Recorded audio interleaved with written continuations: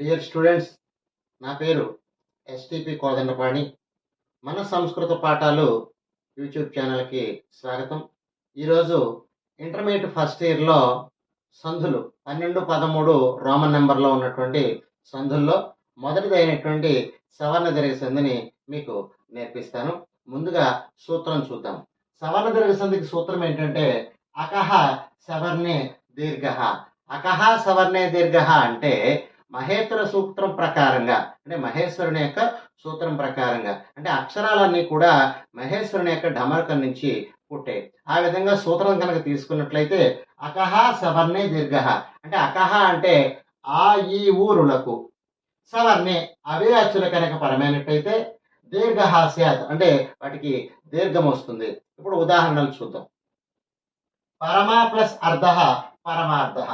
పరమ అన్నప్పుడు అకారము, దీనికంటే అకారం పరంగా ఉంది, అప్పుడు దీర్ఘము వచ్చి పరమార్ధగా మారింది. తర్వాత ఇక్కడ హ్రస్వము కంటే దీర్ఘము, రామ ప్లస్ ఆలయ రామాలయ. తర్వాత విద్యా ప్లస్ అభ్యాస అంటే ఇక్కడ దీర్ఘము కంటే హ్రస్వము పరమైంది, విద్యాభ్యాస. తర్వాత విద్యా ప్లస్ ఆలయ విద్యాలయ.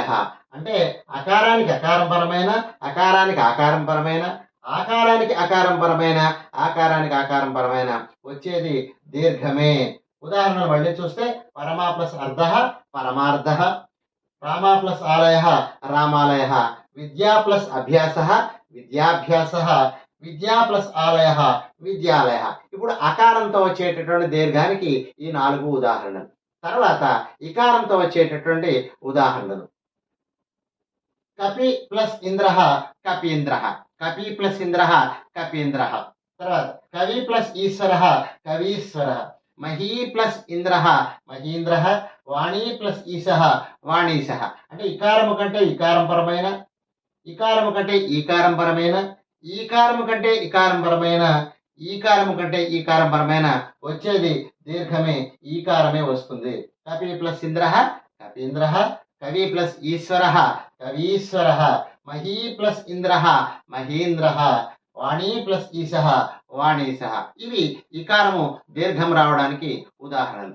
తర్వాత ఉకారము దీర్ఘం రావడానికి ఉదాహరణలు. సు ప్లస్ ఉక్తి సూక్తి. సు అన్నప్పుడు ఇందులో ఉకారం ఉంది, దీనికంటే హ్రస్వం పరంగా ఉంది, హ్రస్వానికి హ్రస్వం పరమైనా సరే వచ్చేది దీర్ఘమే. సు ప్లస్ ఉక్తి సూక్తి, గురు ప్లస్ ఊహ గురుహ, వధూ ప్లస్ ఉక్తి వధూక్తి, వధూ ప్లస్ ఊహ వధూహ. అంటే ఉకారానికి ఉకారం పరమైన, ఉకారానికి ఊకారం పరమైన, ఊకారం కంటే ఉకారం పరమైన, ఊకారం కంటే ఊకారం పరమైన వచ్చేది దీర్ఘమే వస్తుంది, అంటే ఊకారమే వస్తుంది. ఈ ఉదాహరణలు చూస్తే చూడండి. సూక్తి గురూహ, వధూక్తి వధూహ.